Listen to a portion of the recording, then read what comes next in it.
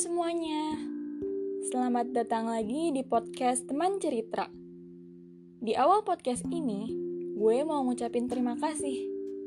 Terima kasih terbesar gue untuk kalian yang udah mulai peka dengan kondisi kesehatan mental sesama.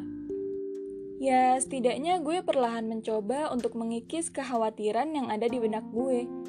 Kekhawatiran tentang kejadian-kejadian yang benar-benar bikin gue berasumsi bahwa masih banyak orang yang gak paham tentang ini. Gue akan sharing salah satu supaya kalian lebih ngerti maksudnya. Gue punya sahabat yang memang sudah didiagnosis menyintas gangguan kesehatan mental oleh psikiater. Hari-harinya tuh emang penuh tantangan. Mungkin kalau lo denger ceritanya, bakal bingung sendiri. Karena masalah yang dihadapinya emang abstrak. Yang jelas, hal itu sangat mengganggu kehidupannya. Kadang dia stres sendiri, tiba-tiba banyak pikiran, ketakutan, dan berbagai hal lain yang bahkan dia pun ragu gue sebagai sahabatnya bisa percaya sama apa yang dialaminya. Pernah suatu kali mentalnya tiba-tiba drop.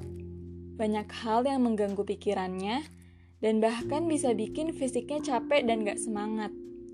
Padahal, saat itu seharusnya dia datang ke kampus untuk ikut seleksi suatu tes di jurusannya. Dia cerita ke gue bahwa dia benar-benar gak bisa datang dan gak sanggup untuk datang. Tapi dia bingung harus izin apa. Siapa yang bisa percaya bahwa dia beneran gak bisa datang karena sakit? Karena bahkan secara kasat mata, dia terlihat baik-baik aja. Dengar beberapa ceritanya bikin gue kadang sedih aja sih. Karena memang pengalaman gue sendiri pun, realitas yang gue alamin menunjukkan demikian. Gue juga pernah berada di masa mental breakdown, yang gue benar-benar ingin menarik diri dari lingkungan sosial. Tapi gue juga bingung harus apa. Karena menurut orang lain, gue oke-oke aja tuh. Makanya saat sahabat gue cerita sama gue, meskipun gue gak bisa bantu banyak, setidaknya gue ada untuk bisa menerima dan mengerti bahwa sahabat gue emang lagi butuh untuk istirahat. Gue sangat paham, karena gue juga pernah berada di masa itu. Jadi gue tahu apa yang harus gue lakuin. Nah, mungkin beberapa orang salah bertindak dan cenderung menambah luka orang yang mengalami masalah kesehatan mental karena belum pernah berada di posisi itu dan gak tahu juga rasanya seperti apa. Oleh karena itu, kali ini gue akan sharing tentang hal-hal yang perlu diperhatikan ketika kita dihadapkan dengan orang yang memiliki keluhan kesehatan mental. Beberapa hal gue pelajari dari pengalaman-pengalaman yang gue dan teman-teman gue alami. Beberapa hal gue pelajari dari beberapa referensi. Hal pertama yang perlu dilakukan tentunya peka dan mengerti mengenai kondisi kesehatan mental seseorang.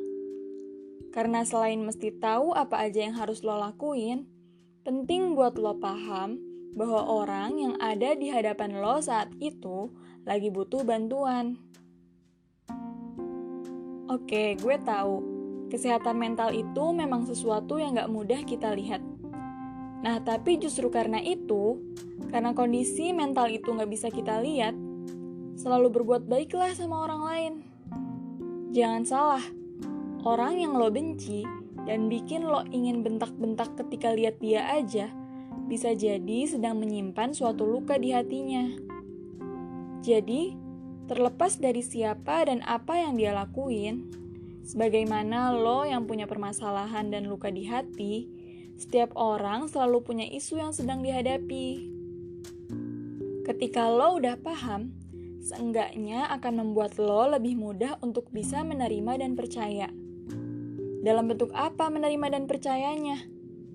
Simple sih. Misalnya, ada temen lo yang datang dan cerita ke lo soal masalahnya. Please, hindari untuk bilang, itu masih mending. Yah, masalah gitu doang dipikirin. Atau enggak, jangan baper, jangan dianggap serius. Atau misalnya, jangan mikirin masalah terus. Atau enggak, gak apa-apa, lo kan kuat, pasti bisa hadapin masalah itu. Yap, kalimat-kalimat yang justru malah menambah luka seseorang. Ada yang terkesan meremehkan, ada juga yang sebenarnya berniat memberi semangat, tapi justru semakin menambah beban. Ingat, kita semua itu manusia. Manusia itu diciptakan dengan rasa. Biarkan temanmu itu merasakan pedih yang dialaminya. Jangan paksa untuk terus menjadi seseorang yang kuat. Setiap orang punya kapasitasnya masing-masing, sehingga kadar ketahanan seseorang dalam menghadapi masalah juga tidak bisa dibanding-bandingkan. Jadi kalau gue rangkum dalam poin-poin, ada hal-hal yang perlu lo perhatiin ketika lo bicara. 1. Tidak membanding-bandingkan. Jangan bilang bahwa orang lain ada yang lebih parah. Apalagi ketika lo membandingkan masalah dia dengan yang lo hadapi dan berhasil lo lalui. 2. Tidak anggap remeh. Jangan paksa dia buat kuat. Jangan minta dia untuk sabar terus. 3. Tidak menyalahkan dulu, meskipun bisa jadi dia letak kesalahannya. 4. Tidak memberi saran sebelum diminta. Dengerin aja dulu. Dan yang terakhir, beri dukungan sehingga dia nggak merasa sendirian. Jadi ketika ada orang yang datang ke lo dan bilang bahwa dia lagi stres, mentalnya lagi capek, banyak masalah, sebenarnya sederhana. Hanya coba untuk dengarkan. Mendengarkan tanpa penghakiman, artinya lo percaya bahwa dia benar-benar sedang merasakan beban. Karena menurut ahli dari sumber yang gue pernah baca, sebagai istilahnya penolong pertama psikologi seseorang, hal yang perlu kita lakukan pertama adalah mendengarkan. Artinya, mendengarkan itu benar-benar bisa setidaknya sedikit membantu untuk menyembuhkan. Nah, ketika lo udah demikian, mendengarkan cerita temen lo tanpa penghakiman, tanpa menganggap bahwa masalahnya itu sangat ringan untuk dijadikan beban, tanpa menertawakan, tanpa menyalahkan, tanpa memaksa untuk segera bangkit dari kelam, selamat, lo udah jadi salah satu orang yang udah bisa nerima, ngerti, dan percaya soal masalah mental seseorang. Tapi bisa jadi saat itu lo akan merasa ingin membantu agar temen lo menemukan lagi titik terang. Seperti kata-kata motivasi yang beredar, boleh jatuh, tapi harus bangkit lagi. Benar bahwa segalanya tidak harus dipaksa untuk segera, tapi juga tidak boleh dibiarkan untuk terus berlarut-larut dan semakin mencekam. Pertanyaannya, harus gimana? Dari pengalaman gue, setelah didengarkan dan diterima dengan seksama, hati seseorang yang sedang hancur lambat laun semakin tenang.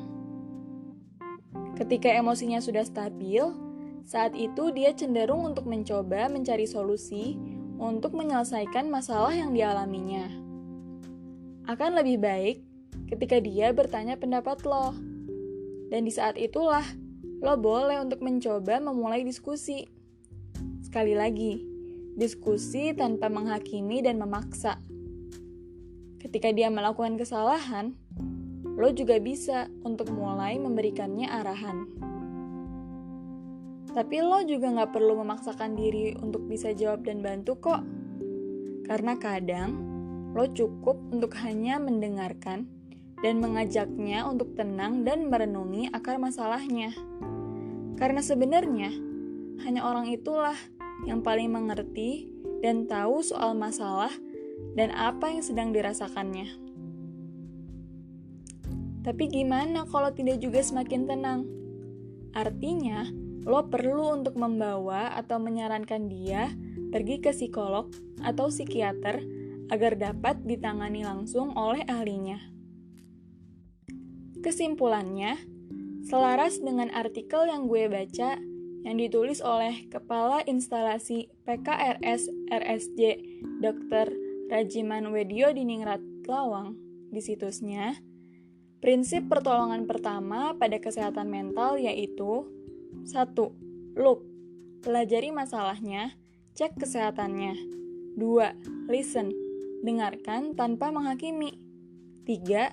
Link, bantu, berikan informasi dan dukungan. Segitu sih dari gue.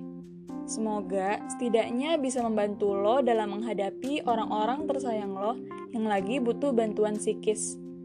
Baik buat lo yang awalnya masih gak peka, atau juga lo yang sebenarnya udah tahu, tapi bingung harus apa. Oh iya, follow Instagram teman cerita ya. Buat lo yang pengen sharing juga, bisa banget DM kita. Terima kasih untuk yang sudah mendengarkan. Pesan terakhir dari gue, jangan lupa bahagia.